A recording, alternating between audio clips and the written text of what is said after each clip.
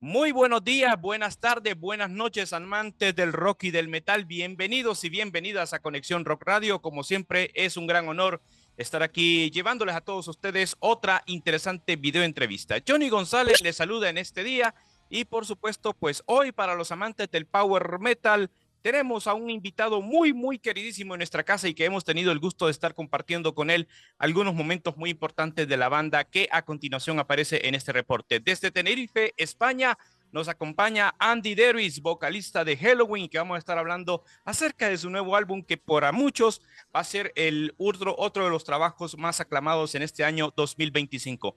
Andy, thank you so much for your time here in Tenerife. It's a big pleasure to talk again with you. And of course, we sharing this special report for the fans of the Big Pumpkin around the world about the upcoming news that the band have in this year. Welcome, my dear friend. Thank you very much. Thanks for having me. Okay, Andy, start my interview with you. We had a new album, in this case, Gigantes and Monstruos. This is the album number 17 from Helloween that we appear in August 29 via Reigning Phoenix Music and comes right before the band for the anniversary.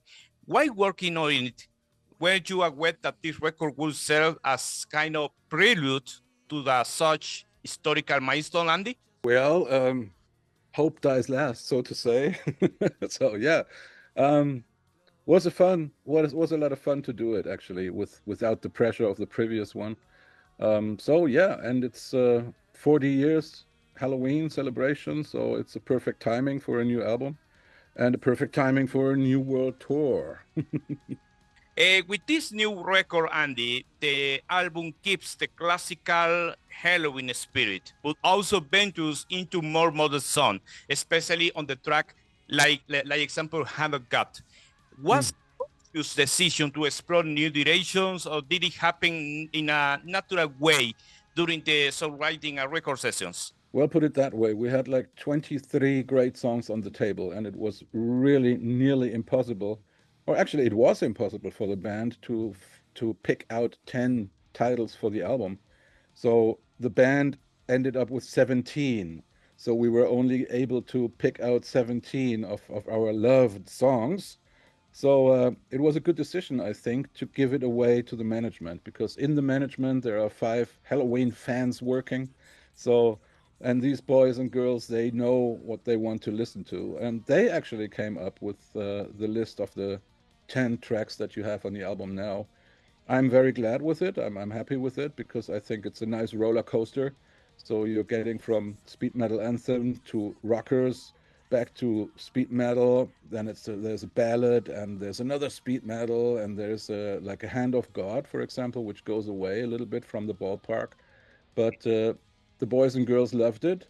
So yeah, that was the right decision to put it on the album, because when I listened through the album, I think this song is also very important to cool down a little bit before the next speed metal begins. So it's always good to have a breather in between. The vocal interplay with you, Kai, and Michi has been trademark in this era. How do you manage that dynamic in the studio? And how do you decide which passage switch each voice best around the tracks of this new album? Michael Kiske and I, we learned a little bit from the last recording, because I remember we'd been stuck in the studio for nearly 3 days, kind of, to discuss what is being sung by Andy, what is being sung by Michael. And at the end of the day, it was 3 days of discussion. This time, Michael and I decided we just sing the whole album. So Michael sang the whole album, I was singing the whole album, and let the producers decide. I mean, they have to find a way to make it work.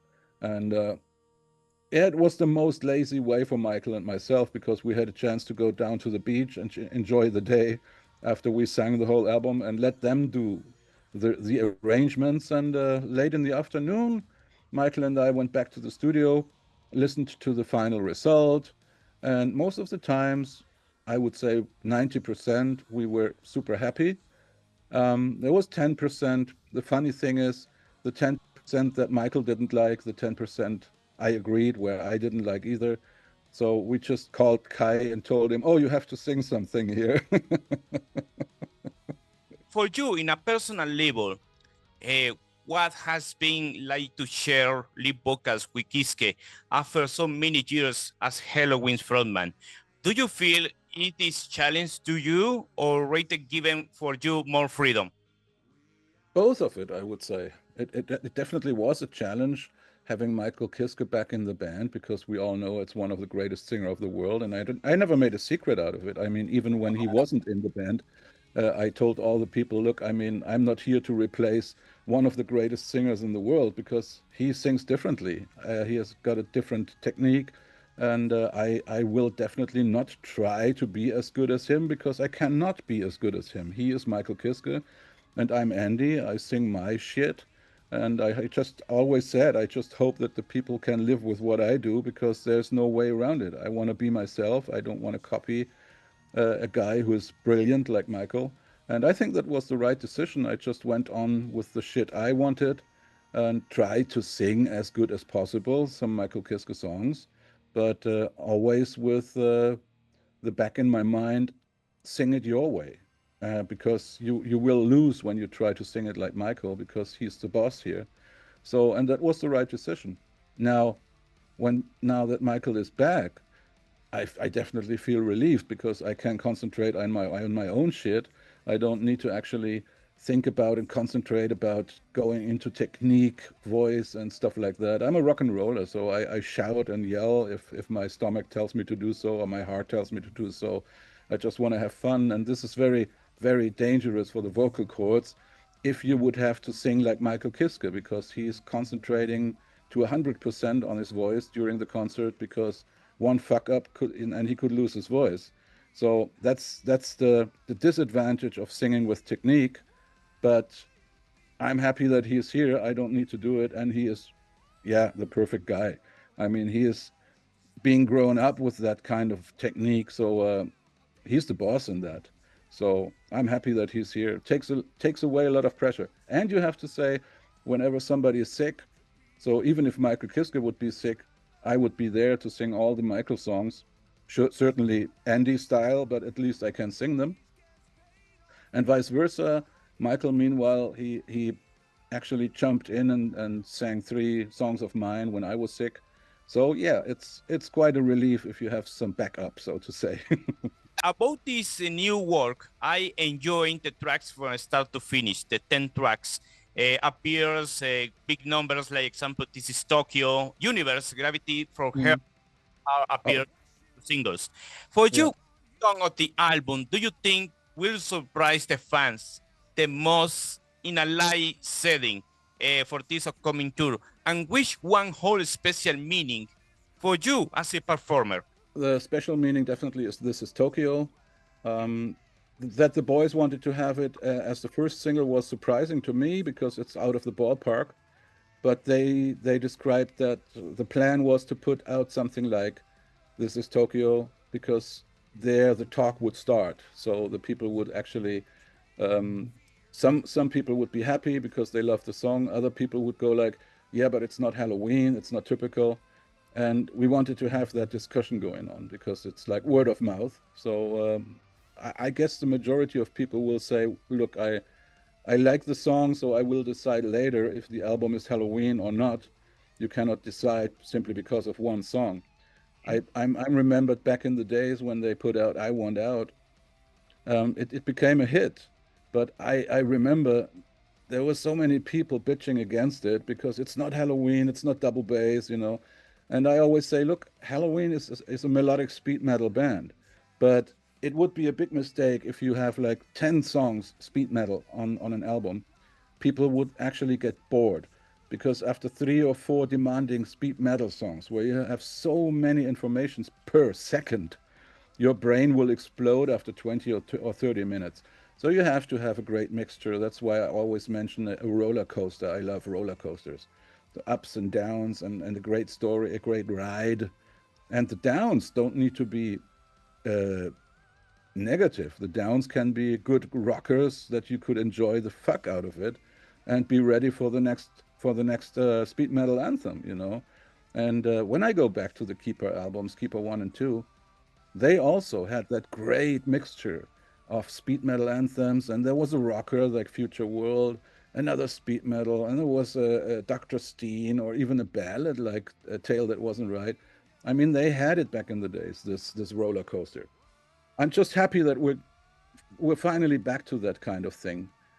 The album had a lot of high points, like example, Giants on the Run, Savior of the World. For me, one is a favorite track of the album. A little too much. Put in this case, Into the Sun is for him of the album because it's a big ballad that you and Kiske perform together. I want to know about the songwriting of the song, Andi.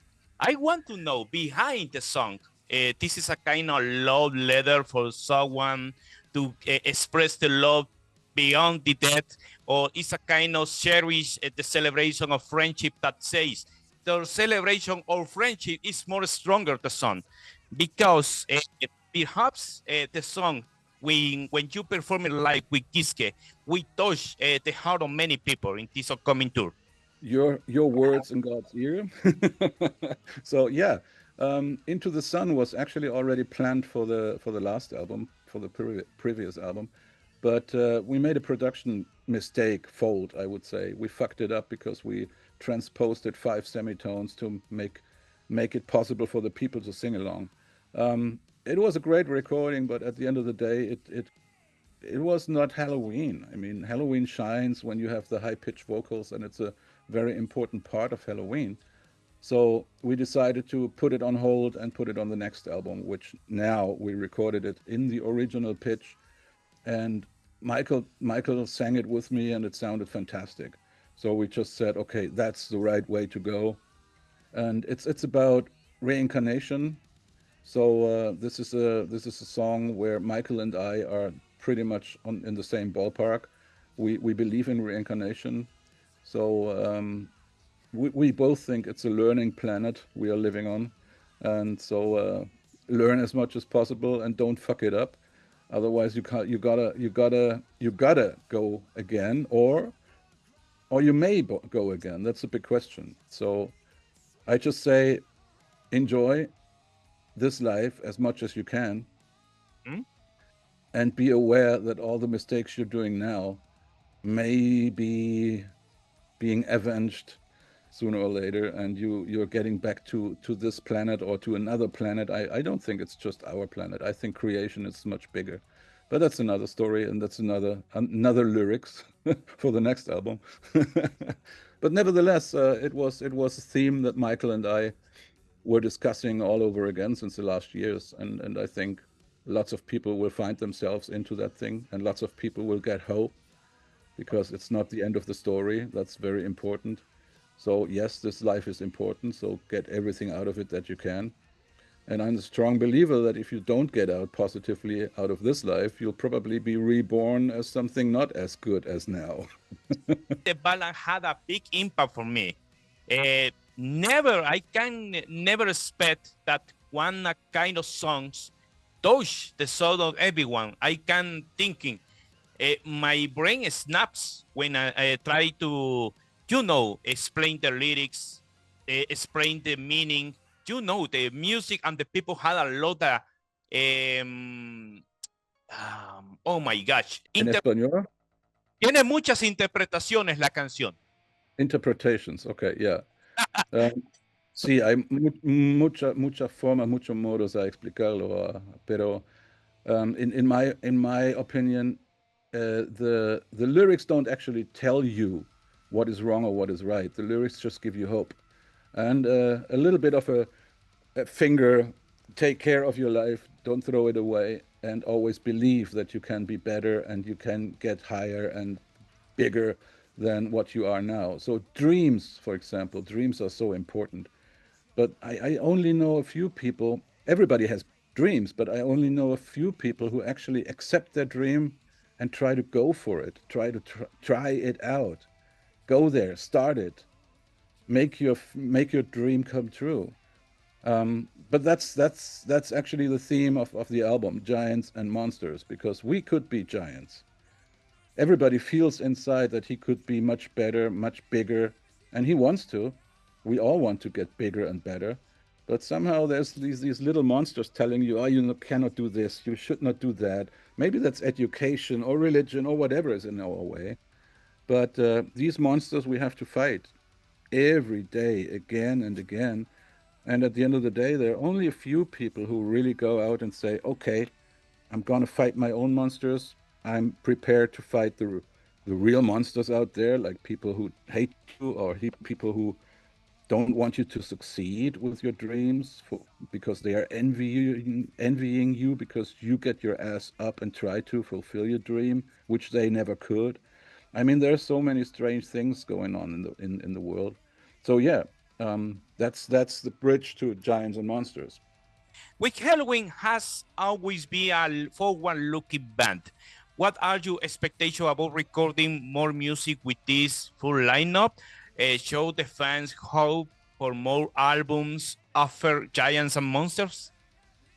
Definitely. I mean, I just told you we had like 23 titles in the pre-production, and they all sounded fantastic. I mean, I never had this situation in all the 9 bands of my career I played in.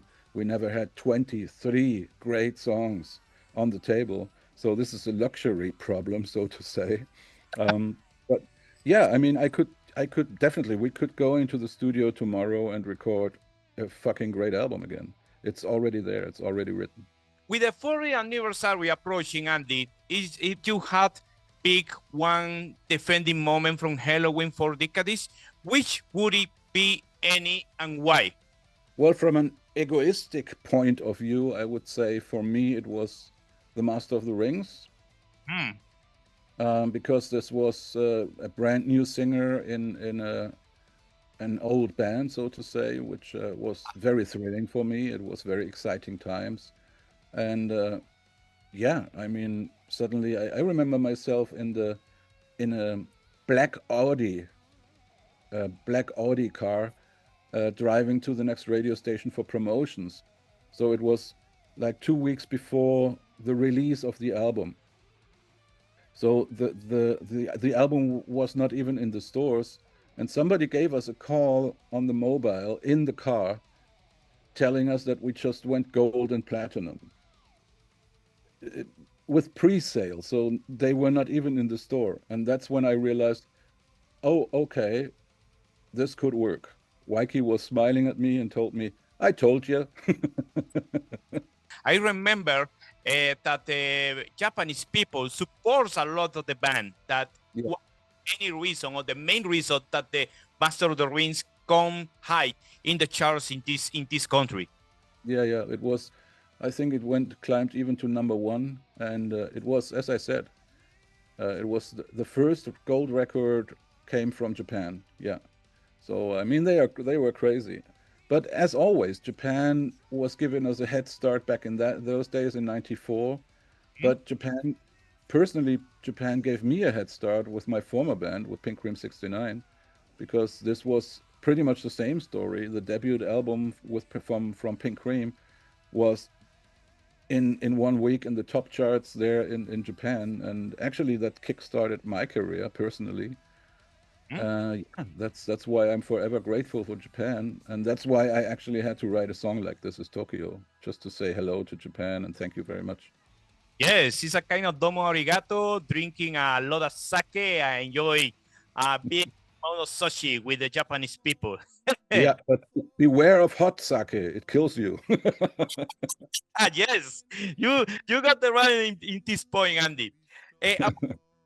With Michi Akai, have revitalized the band and brought together a different generation from fans.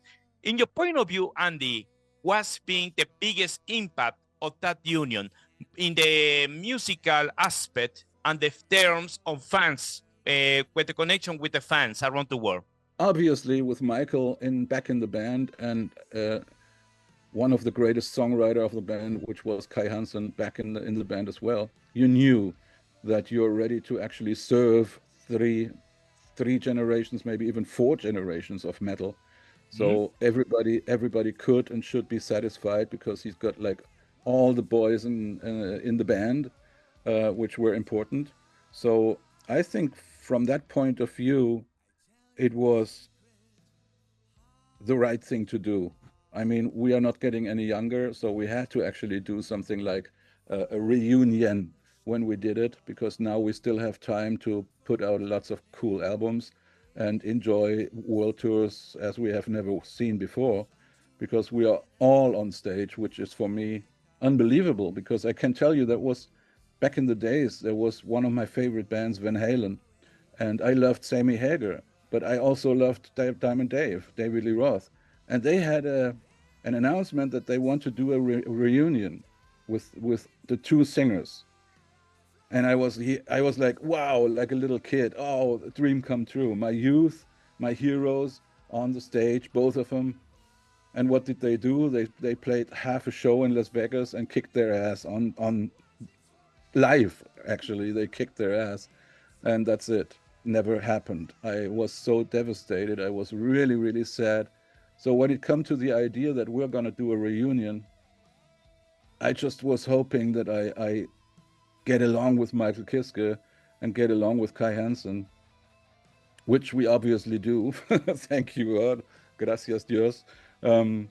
Yeah, but it was a risk, so to say. It's always a risk, because 7 people, yeah, that's a lot to try to put under one hat, so to say. There's 7 kooks in the band, and I really was prepared for the worst, but honestly, it ran down so smoothly. Everything was like, wow.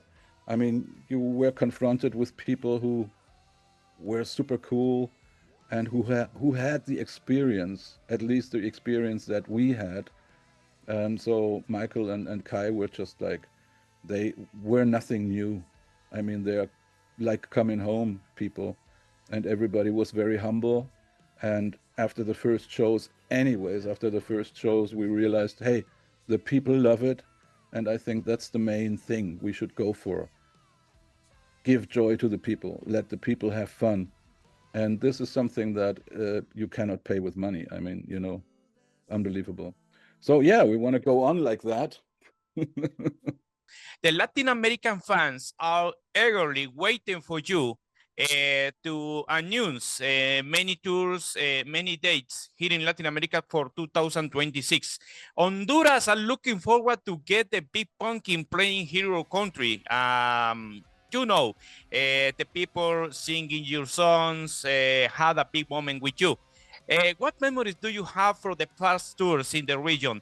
And what can is the fan expecting for this special celebration? I remember to see you and the rest of the guys in the last time here in Costa Rica with Hammer, For and Ginger. I like to deliver to Marcus and Wiki a special gift. Good regalo en madera, good gifting. Well, first of all, I always was looking forward to play in Honduras, simply because, you know, my favorite cigar comes from Honduras. I love the cigar. I think that's the best cigar of the world, definitely. And I mean it. I just don't say it. I smoke them. I got them here. So, yeah, I definitely want to be in Honduras. And hopefully I got at least 5-6 hours time to actually visit Eiroa, or at least pack my bag with Eiroa cigars. We never played Honduras, but I guess you people are as crazy as your surroundings, as your neighbors. So I'm looking forward to the first show in Honduras, so you people will probably be super crazy. So I can't wait to see that. We're looking forward and crossing the fingers that this... Yeah, cross fingers crossed, definitely. But just that you know that I have definitely a personal connection to you guys, because this is the best cigar in the world. Spot on. Congratulations. About the upcoming tours, Andy, the people are expecting changes in the set list for the many songs or classical songs from Helloween. Had you contemplated make changes or perhaps rescue for the bout many songs that you can playing in the previous in the previous tours? Quite a few, actually. Again, the fans come into play. We have a the fan, or the what's the right word? The official website of Helloween is called helloween.org, O-R-G, and there's like a list that all the people who listen to Helloween can actually name their favorites, because that's the list we want to use for the live show. We said, okay, the top 10 will definitely be included. So yeah, there's a lot of new songs. I was surprised, songs that we never played. So the boys are just in Germany rehearsing some songs that we never played before. Unbelievable, but it's a lot of fun. And they say, yeah, cool, let's do it. Also, kind of three or four songs that we played some 30 and 20 years ago, so never played the last 20, 30 years. I'm happy for that. It brings back my youth. Yeah, and certainly you have to play the hits. I mean, if you don't play the 6 or 7 songs that the people want to listen to, then you're probably being shot off the stage or something like that. So yeah.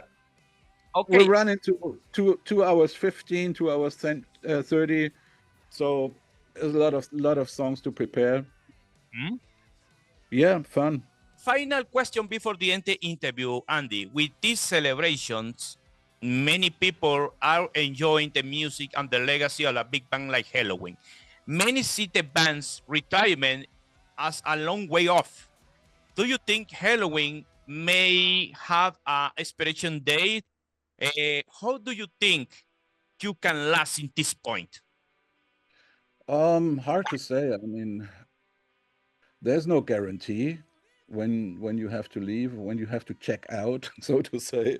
But hey, if everybody keeps the way he is, healthy, more or less, because I always look at Waiki, he smokes like 30 packages of cigarettes and only eats garbage. But 3 months ago, I was with him at the doctor's because we live both on Tenerife, and he made a blood check and a health check. And this guy is healthier than I am. So it's unbelievable. I mean, literally, he only eats garbage and smokes like a fucking train. So yeah, but yeah, you have to admit that a promise that we go on another 20 years, maybe it's possible, but only if, knock on wood, everybody stays healthy. I definitely want to stay on tour at least 10 years longer than my idols. When my idols slowly disappear, and the first idols unfortunately already left the planet, like Lemmy from Motorhead, Ronnie James Dio, now Ozzy. So I always say, okay, when my idols pass away, then I want to be there at least another 10 years, maybe 15 years, knock on wood, maybe 20 years, or Rolling Stones like 25 years. So you never know. I mean, we have fun doing what we do, and I think that's the basic reason to keep rocking as long as we can. Oh yeah, and last month I had like a few documentaries with Steven Tyler from Aerosmith. I mean, this man rocks. I mean, he must be close to 78 or 7 something. So he's nearly as old as my dad, and he's still rocking and rolling. And I look at my dad and I go like, what the fuck happens? Why are you old and this guy not, you know? So Okay, Andy, what message do you want to send to for all the people that enjoyed this interview? And again, thank you so much for your time here in Tenerife. And of course, thank you so much for my dear friend, Jute Cromley, for give the chance to talk to you in this day. And again, the best wishes for you and the rest of Helloween with this new album. Thank you very much, my friend. And I hope to see you in Honduras. And that certainly counts for everybody listening. I hope to see you guys and hear you guys yelling and shouting along the new album, and certainly the classics. Can't wait. You know why. But was on my list forever. So I just hope to personally have the chance to say hello to you. Tu mano y darte un abrazo de bienvenida aquí a nuestro país. Muchísimas gracias. Y espero que nos vemos muy, muy, muy pronto. Así es. Bueno, damas y caballeros, esta fue nuestra entrevista especial con Andi Deris de Helloween y por supuesto que disfruten de esta nueva e interesante página que Helloween va a estar ofreciendo próximamente ya en el preámbulo de sus 4 décadas de existencia y por supuesto nosotros vamos a estar ahí aportando nuestro review a este disco. Así que vamos a estar hablando de las canciones, sorpresas y cosas muy interesantes que la banda va a estar ofreciendo ya en esta nueva página en su historia.